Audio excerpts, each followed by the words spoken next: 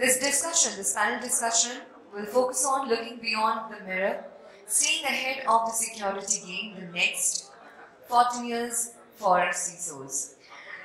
Our panel members will be Mr. Ambarish Singh, CISO Godrej and Voice Manufacturing Company Limited,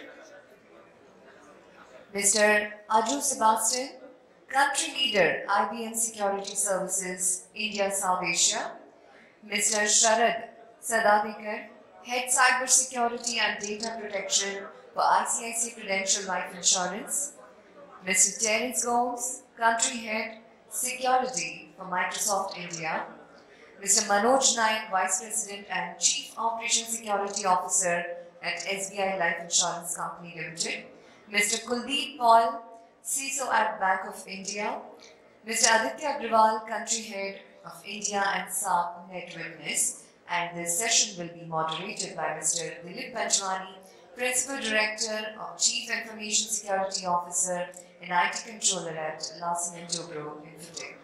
So, over to you and a warm welcome to the entire panel. The session will last for 30 minutes. Everybody, sorry for keeping everybody waiting between lunch and our session, but I'll try to keep it as crisp and short as possible with maintaining the crux of the whole theme of our session. So, with the topic that we have in hand, we are going to talk about how the post-pandemic era we have evolved, the strategies, our learnings, and what we are expecting out as practical inputs for all the organizations to look at when they are spreading organizations for remote working and hybrid working environments. The pandemic has brought us challenges that we never planned for. Our risk assessments, risk treatment plans, our BI analysis never really factored in anything like the pandemic really taught us in this journey. So I think that was one of the areas that we never factored, and how we have to bring that was all practical trial and error methods. We all tried experimentally whatever we could. We eventually succeeded somewhere, we failed, and that's what is this session all about. So I will not get much into talking about the whole theme of the session, but rather get into the questions with our fellow panelists over here who have really a lot of inputs to share with us, and let's see what we can learn out from this session today. So, welcome everybody. Thanks for joining us. I'll start with Terence. I'll start with you first. When you're looking at the post-COVID era, since last 2 years, whatever we've gone through, what have you seen how security model has changed from pre-COVID era to the current times in terms of cyber risk to enterprises, especially due to hybrid working, which has now become the norm for almost every organization, and there's no turning back to the old state? Hello, check. Thank you again for the warm welcome, Dilip and my fellow panelists. Okay, to the specific question, when you're looking at the situation before COVID and after COVID, the entire digital landscape has completely evolved, right? The explosion, like earlier, employees were all that we would look at. Now, everybody's a user, just not employees. Similarly, your applications are no longer just within the four walls of your data center. So the entire landscape is evolved. Now, with that growth in digital landscape and the digital explosion, your attack surface has significantly grown. So the challenges are more about, how do I protect this entire landscape that has evolved? And Durgal sir spoke about the unknown unknowns. I think in the COVID era, we have many unknown unknowns now, right? So the entire visibility and control and governance is kind of become a challenge for a lot of our security practitioners. One thing that I've seen that a lot of our CISO colleagues who do well is now looking at building security in everything that they are provisioning. So we call it by security by design, or security guardrails, or security embedded into any new project or any new initiative that they're taking. So I think pre-COVID and post-COVID, the landscape has changed, the attack surface has grown, and with that, the approach and the mindset to securing things has evolved. So that is what I am seeing based on our interactions with colleagues like yours in the industry. Thanks, sir. So that means now we are not looking at only the fortress that you were handling earlier, but it's actually gone out to anything and everything. Every device, every user outside the operation is our attack surface, basically. Interesting. So, Kuldeep, what is your view? How do you think that, from an organization perspective like yours, where do you see how has COVID really changed the way of working or looking at the cyber risk for the organization? Yes. What I feel is that remote working is not new. It was already there. But to the scale that we are seeing it in the form of work from home, that to some extent majority of the workforce, maybe more than 50% is working through this channel. That is what actually making the things more complex for us. At the same time, earlier we used to have that understanding that, look, this is my section of asset, that is the core. This is what I am exposing to the internet or the outside world. But now it is not like that. The requirements are changing, my key resources are working from outside. When who is accessing what asset, that is changing dynamically in the environment. So that is actually making things complex. The boundaries that were there, now they are becoming blur. So that is the challenge. At the same time, earlier I was used to be just limiting myself to the boundary of my corporate network. Now I have to think about the assets that my users or my employees are using at their home, what kind of security controls they have in their own homes. That also is a concern area for me now. The remote working, already we know the risks are, it can be a channel to my network. At the same time, it can be a channel for data leakage. So the big risks are there, and with this I have now another layer that it is dynamic in nature, and I have to look beyond my boundaries as well. So that is what making things complex. Definitely, I think as you and Terence both highlighted, the attack surface has increased phenomenally, and there is nothing called as perimeter anymore left. Every user, every asset is a perimeter. So moving on, how do you see the role of CISOs evolving in this new way of working, Ambarish? What is your say of how has your perception to look at organization security and cyber risk really changed post this COVID era? Yeah, so I'll not touch upon, I'll just give a brief, not touch upon what the panelists have already touched upon. So one is it is fact that threat landscape has changed and it is going to be there. Second thing, the digital transformation which has happened, it is not incrementally, exponentially, and it is going to be there. And it has happened naturally.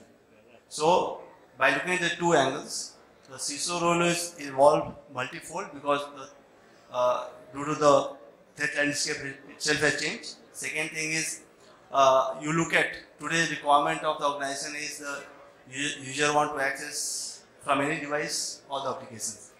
So that is where the zero trust come into play. Second thing is, if you are working in a certain sector or a certain industry where you are looking for the OT, IoT and CIoT, where your responsibility will become very crucial, because if there is a lapse in the OT security, if there is a loss to the human life, so probably CISO will go to the jail.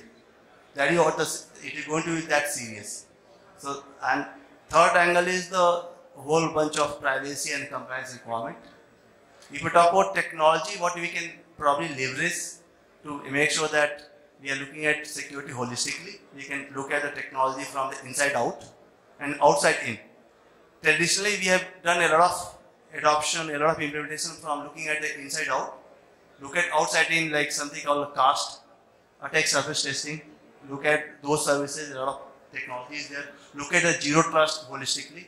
A third thing, I am a great advocate of that.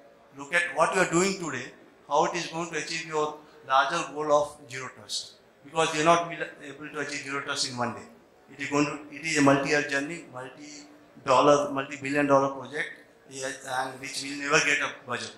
So we need to look at holistically whatever you are implementing today, whatever the processes you are improving today, how it is going to help you in larger scheme of things of achieving zero trust.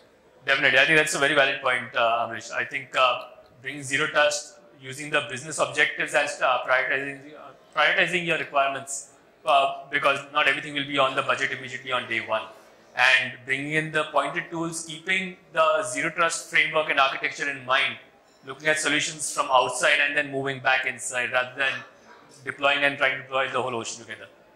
Makes sense. Sharad, what do you see from the strategies now today orgs are using with regards to ensuring secure work from home model? Because your users are no longer now in your secure perimeter. They are all over, they are on insecure Wi-Fi, traveling constantly. People are coming to office after an extended period of time.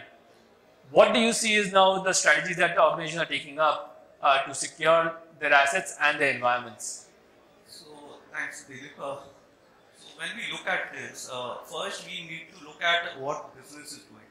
So, business is investing in digital and they are investing in cloud. The rate of change is also very high. If you see, and this is bringing a lot of risk. This risk, the adversaries and the hackers are trying to monetize this risk, and they are not working in individuals. If you see, they are a syndicate, organized, professional, using latest technologies. Regulators, if you see the regulators also, they are trying to push the bar of compliance. And during this COVID, we know that work from home is here to stay. So looking at this, I think we need to holistically look at the people, process and technology all together so that we are reasonably secure. So at the technology, at the end user side, you need to work on baseline security where you have the AV, the DLPs of the world and EDR, what we spoke about right previous one. And most importantly, the encryption. Second part is on the media which people, users and employees use. We try to ignore that, right? So it is important the Wi-Fi or the router is secure. So home router and corporate routers, if they are different, you have guidelines for that. The third aspect is when the user is connecting to corporate, he has to have multi-factor. Second part of technology is at the network. So you need to have a VPN that has been a mandate at our company. And VDI for those working on critical applications. Second is on the network side, the tools which we use. If you can have APT tools, you have email security tools, that will help. Most importantly, all the systems which are there used has to be patched. That's critical. On the process part, I think we need to look at the policy. We need to have a defined set of rules for specifically for work from home. Once we have it, we have to action it. Okay, leaving it doesn't help. In addition to this is if we can do an assessment regularly of where we are for effectiveness of control, that will be key to improvement. And finally, the people part of it, we can't ignore them. They mostly, if you see, most of the hack happens because of people not being aware. So awareness plays a major role. Mandate backup. Backup has to be key. And finally, you need to identify key people for contingency. So that is all I can say about work from home. And finally, if you see, we all use webcams, right? So if you can invest on the slider, that will be great. Thank you. Perfect. Thanks so much, Sharad. I think very valid points, right? Covering up everything related to policies. To start with, putting the mother of statements, putting the right procedures and guidelines and baselines. Moving down then to technology solutions which can protect the entire stack holistically. And finally moving on to process and the people side with awareness and bringing them not only on your stack of organization but also wherever they are using their personal devices or personal Wi-Fi assets, for example, how to secure them, which brings them as part of the journey to make it a more secure working environment. To top it up with the slider. Definitely. Thanks. Aju, what's your say? When you are interacting with so many customers today globally, how do you see organizations adopting strategies with regards to secure work from home model today? Yeah, so I think Sharad was very good at being very comprehensive from a technology standpoint, frameworks, policies, etc. Forces me to, change the perspective a little bit, right? Because he's covered most of the points, right? So look, work from home is an avenue for engaging, talent within the organization for a lot of us, right? Irrespective of which industry that we are in. Pandemic made it a necessity, but now as we get out of the pandemic, it's going to be an advantage to retain and engage with talent, right? All organizations have, a fair sense of maturity now, having gone through the pandemic, time. to deliver an effective, work from home model. Right? I think two areas where organizations now are looking forward to focus on is one is user experience, right? Because of the suddenness of the pandemic hitting us, right, and this work from home thing being thrust upon us, overnight, right? There were a lot of bolt-on solutions that organizations needed to get onto, right? Which did not give the right user experience, right? And when you do not have the right user experience, you're not able to make your talent productive, right? That leads to a lot of issues for the organization down the line, right? So there, the point that Terence made, how do you do secure by design, right? Now, when you're moving out of the pandemic, do you plan for applications, the way that you design, deliver, right? You make it secure by design, thereby enhancing the experience of the user, and thereby, securing yourself as well as, keeping the talent in-house, right? That's, one aspect of, engaging and retaining talent in the work from home model. The other aspect, just going a little bit beyond of what Sharad already mentioned in terms of awareness, right? One big area where all of us are challenged on, right, in whichever organizations that we are in, is the user training and the user, awareness of the threats that have happened to the world. So what needs to quickly change is our ability to train people to the new threats that are coming, because threats are, the kind of phishing mails that are coming, it's a joke, right? No matter, what role that you play in your organization, whether at the CXO level, board level, or even at the entry level, right? You are bound to get, these kind of notes, interactions, which will lead you down to the probably not the right path, right? So how do you keep your workforce, up to date on the threats that are happening is a very challenging exercise, by the way, right? Because a lot of things, these things happen as, used to happen as tick in the box kind of an activity, but now you need to be more frequent, probably once a quarter, once in 6 months. You need to drive down these as a mandate so that you don't get compromised in the long run, Dilip. So probably, adding more to what Sharad just mentioned. Couldn't agree more. I think that was wonderful, Aju. So, taking two key points over here. One was about the experience part, which, that's fine. Sure. So I think Ambarish has to head out for another meeting, guys. That's why he needs an excuse out. So thank you, Ambarish, for your cooperation and inputs out here. So Aju, I think the points that you covered out are two key takeaways for me, at least from here. One which I resonate with very closely and at heart is about the experience part of it, because that's something that my leadership also today drives in very closely with me, that Dilip, it's about the user is there to bring LTI business and sustain the business and deliver. It's not security delivering it a business over here. It's protecting the business.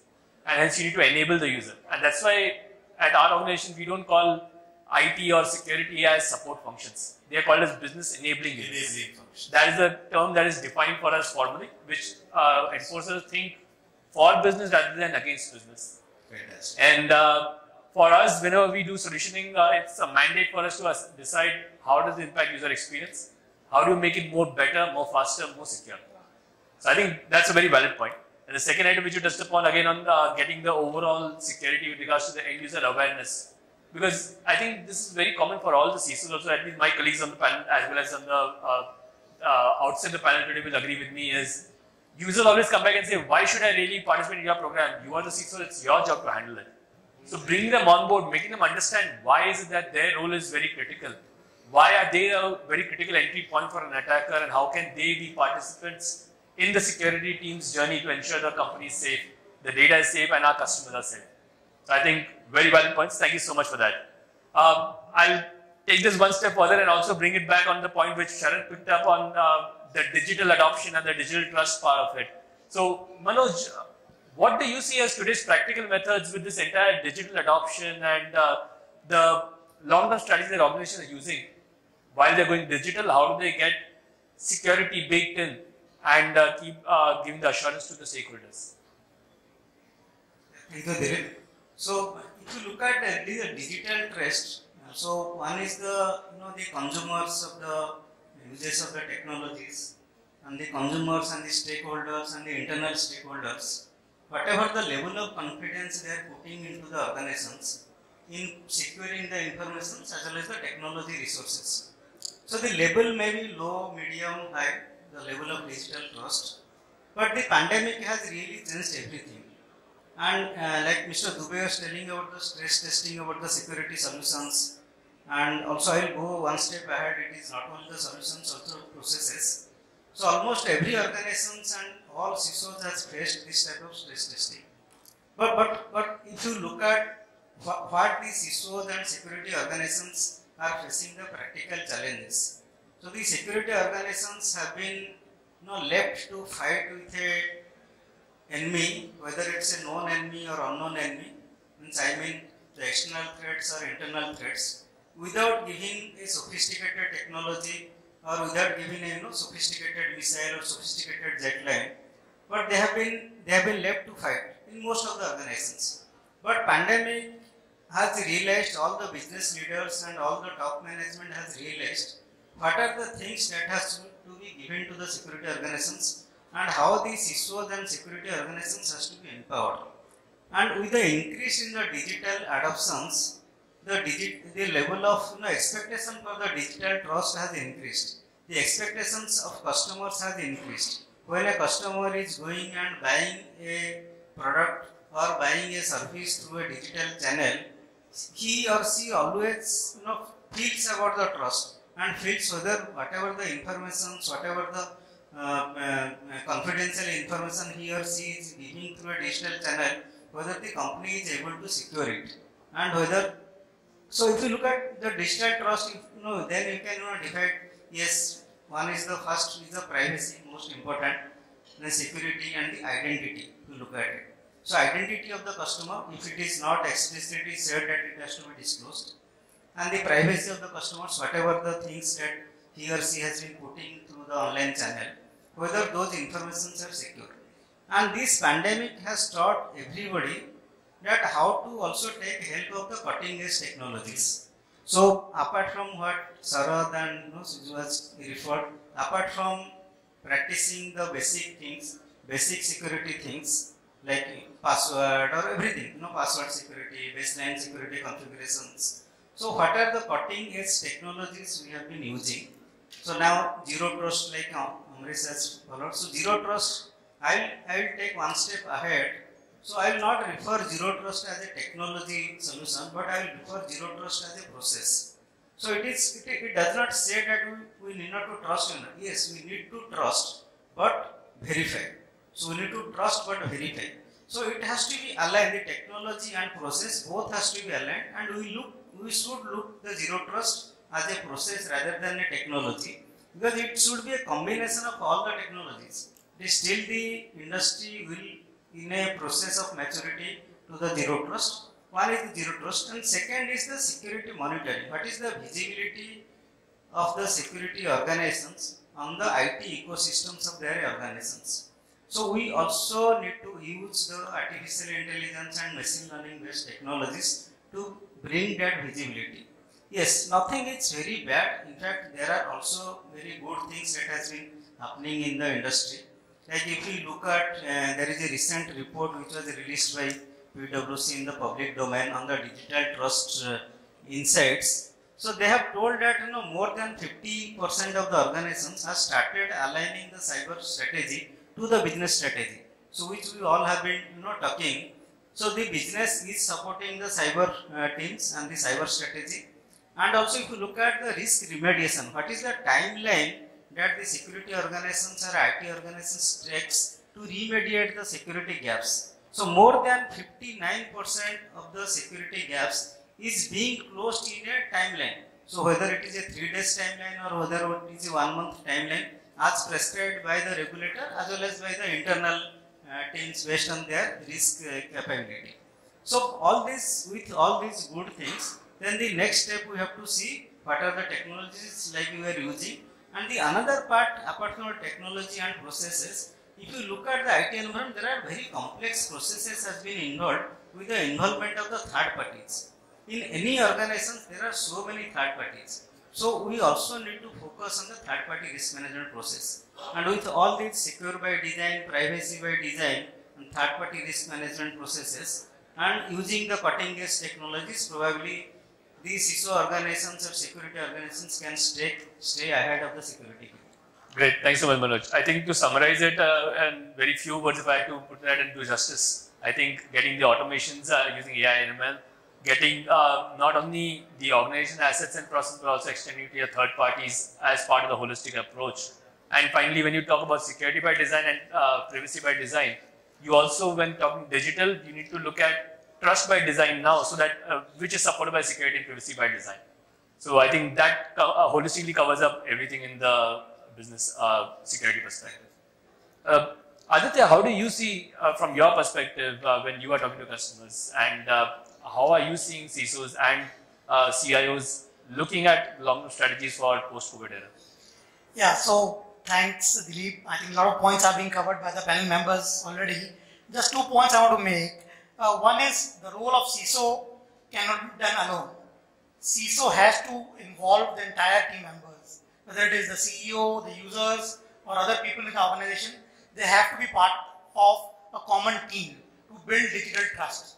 And cyber trust cannot be won alone by the CISO team. So cyber trust is a team sport and not an individual sport. So fundamentally, it is important to build up a culture of cyber trust within the organization.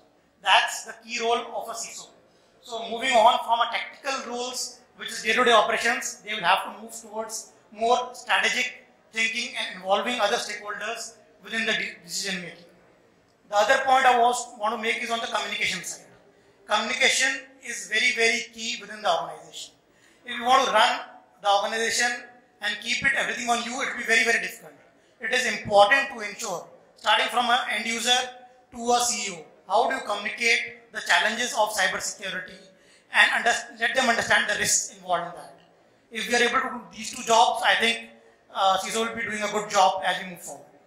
Makes sense. I think both the points are very valid. It looks at from perspective of the business, not understanding cyber, but cyber understanding business and talking to them in their language, talking to the CFO, relating to the CEO and explaining what is important, where to focus on, where the support is required. Makes sense completely.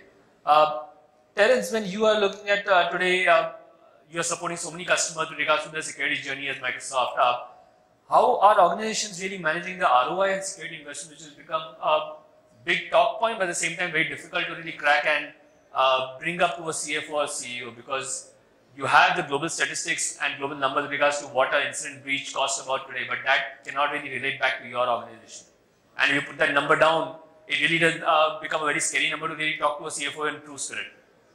So what is your view? How are organizations managing this ROI on security investments? That's a great question, Dilip. And again, to the audience here, I'm sure each one of you would have succeeded sometimes and probably would have not succeeded sometimes when you're trying to go and ask for incremental budgets and justify the spend that you did. So I would say it's a evolving question. The way I've seen customers do it, or the way I've seen colleagues do it, is probably look at the impact. Right? Always, if you're going to a business person, they want to know how are you helping them, make more money or save money. That's the typical thing, right? Are you a cost center or are you a profit center? So we've got to kind of keep our technical hat aside and wear a business hat and say, okay, if I need this technology or this service or this investment, what's the positive impact it can create for my business? And try and come, put some numbers, because business, finance controllers, if you can go to them with numbers, right, and quantify things, it's easier for them, because they would rely on us to solve the security challenge, and they're very good at it when it comes to numbers. So if you can tie back the ROI, the impact that you can, and I'll give you some examples. Like, for example, if you invested in a security technology over the last 6 to 9 months, and you do some investments to that, what amount of attacks got prevented or detected and were not successful because of the investment. So if you can go with some facts, right? Again, I would always encourage you not to lead with fear, but lead with facts, because sometimes, after a point in time, fear doesn't work, right? So take the ROI that you've already seen from past investments, go with the statistical data, and say, look, you gave us this investment, this is the savings we achieved for the organization. Now we are seeing these new threats and we are at risk. And again, lead with data. Maybe an internal audit report where you found vulnerabilities which are not patched and the impact it can have. So try as much as you can quantify the problem, plus also go and show them the report and the progress and the savings you've done because of the investments. And like, a CFO would always say, okay, I see more ROI here than any other division. Okay, I may not be giving you 100%, but okay, here is some budget, and go give me the ROI and get me back. And just kind of to conclude there, one of the things I learned from one of our leaders is like, sometimes you will not get everything that you want, so do a pilot project. Right? For example, if you want to do something org-wide for 10,000 employees, 20,000 employees, and it's going to cost you a lot, right? You might say, okay, I want this much budget, but you know what, let me do a pilot. Let me actually show you this thing works and this is the impact and the savings I can get. Then your risk is small. Even the CFO says, okay, my exposure is probably 5%. Okay, Dilip, go ahead and try it out. If you're successful, then I'm ready to look at it. So, try these things and you probably might have a better chance in convincing the CFO. Awesome. I think that's really very helpful, Terence. I think it does help every CISO to, first of all, to understand, one, the business language. Secondly, projecting why is the investment important with regards to the risk factor, the fear factor with regards to loss of business or loss of customers, or the regulatory or legal fine that could happen along with it. Finally, touching upon how not only bring the fear factor, which is the common tactic used by CISOs, but the new age CISOs today are talking about looking at how to talk business numbers. How will this really enable business to get more income, more revenue, more customers onboarded on the account, for example. And finally, how will it allow the business to move faster? I think that is one of the key areas which, again, you called out where it helps to project out, which gives a silver lining for the CFO or the CEO to sign off on the budget. And last item which you called out at the end, again, on the pilot part of it, I think that's a very valid point. Getting a taste of the viewpoint to the business does get you much more confidence from them, and hence they are ready to invest in further after that. Makes sense. Aju, when you are seeing the similar perspective of organizations and CISOs or CIOs trying to justify security, privacy, trust-related budgets around, which do not have a direct ROI for business, how are they looking at it today according to you? Yeah, it's a pretty interesting question, and Terence made a very, very good answer to that, right? In terms of the pilot point was really good. A lot of the clients, try to tend to approach that, right? Adding to what he just mentioned, right? It's about demonstrating leverage, right? A lot of us, right, including a lot of the people in this room, are aware of a lot of technologies that are available in the market. They have invested in a lot of technologies in the market, but where we need to actually step up in the game is to demonstrate the leverage that we get out of those technologies, right? And that makes the shift from being a support function to an enabling function, right? Which helps you go and get the additional ROI, right?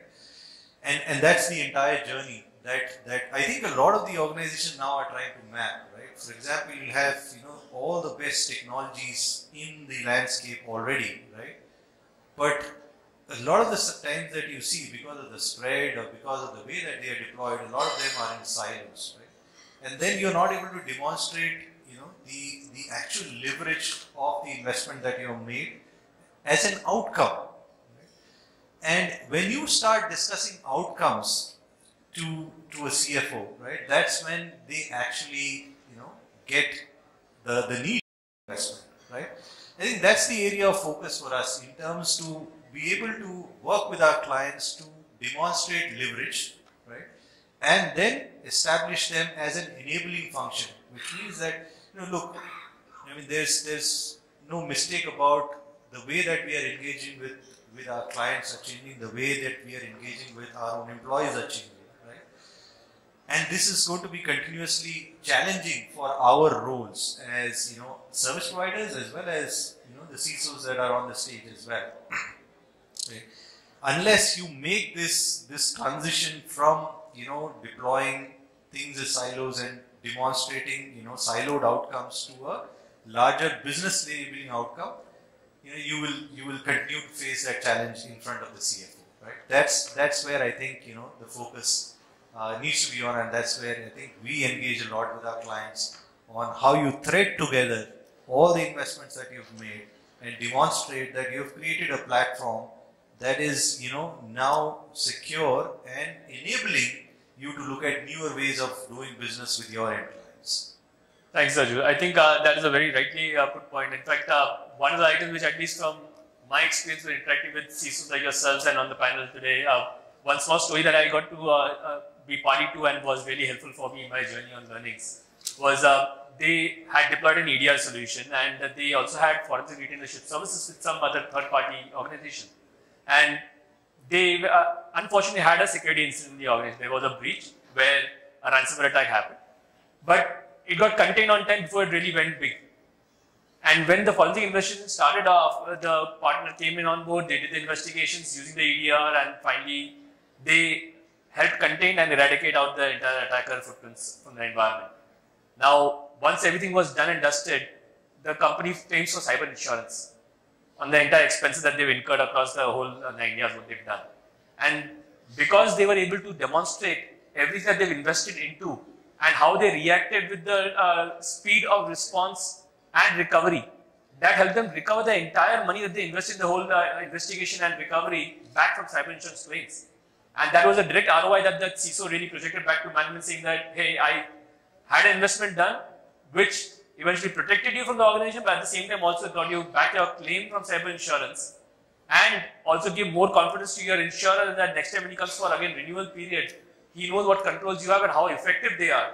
And hence that also added on value back when the insurance renewal comes in for premiums. Absolutely great story on demonstrating leverage, right? I love that story. So I kind of held it to my heart, and I love to share it whenever I can with my friends around. So I think that's what we had, friends. I'm trying to keep it short and not extend it further on, since we are kind of just holding you back from lunch. And I already had the first ring from the organizers out here. I can possibly pick up one question if anybody wants really to pick up on, and we'll try to answer to our best. And then we can catch up on lunch. Yes, sir. If somebody help the mic, please.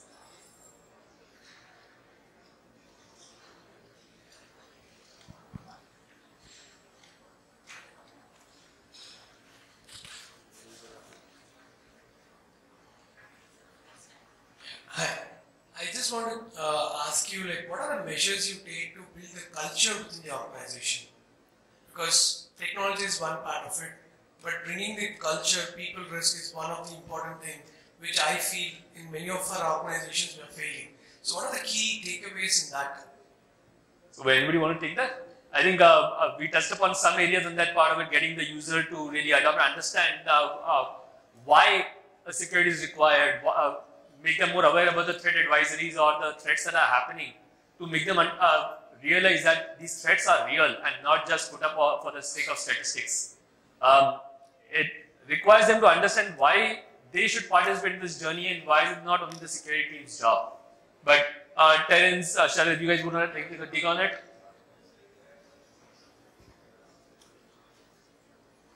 You just mentioned in terms of, that's a very great question, right? It's at the culture level where most implementations on end user security fail, right? But we all realize now, at least in our roles we realize, and now it's our job to make, the people that we work with realize that security today is not a professional skill. I mean, security today, end user security particularly, is a life skill, right? Even if you are working outside of your organization on your personal engagements as well, right? If you're not aware of, certain things that are going to affect you with the specific tasks that you do with end user devices that are there in your hand. I mean, a powerful machine like a mobile phone, it can make or break you personally and professionally, right? So I think you need to get that message across to people, right? By way of, either education or by way of involving them more into the organization and telling them the reason of why, right? It's a life skill today, right? You cannot survive, the environment that we are all in, without knowing basic security skills. Makes sense. Just to add, culture is not a one-way street. let's make it clear. We always think that they should follow security. It's our responsibility to tell them first, and our responsibility to understand business. If we get connected to them and we are able to influence, I think culture will come, okay, and things will happen. So I think that's the connect which we have to build with the business. They have to understand that we are part of business and not outside. So if that happens, I think the rest will follow. Thanks. Actually, you see, environment is making that thing for us already, because so many news with regard to cyber incidents. So people are becoming aware through that as well. But what additionally as an organization we can do is focus more on the drills, because through drills we are actually simulating that scenario and we are actually pushing them to respond. And if they fail, we are there to guide them. And it is my experience that if somebody fails one time, definitely next time he is more attentive and he knows what to do. So more and more focus on drills will actually make that environment culture, and so that whenever something happens, it should be in the muscle memory of the persons. If somebody is just having the theoretical knowledge, it doesn't actually work at the situation. It should be in the muscle memory of the person that, look, this happened, I am supposed to do this. And that comes through regular practice, regular drills.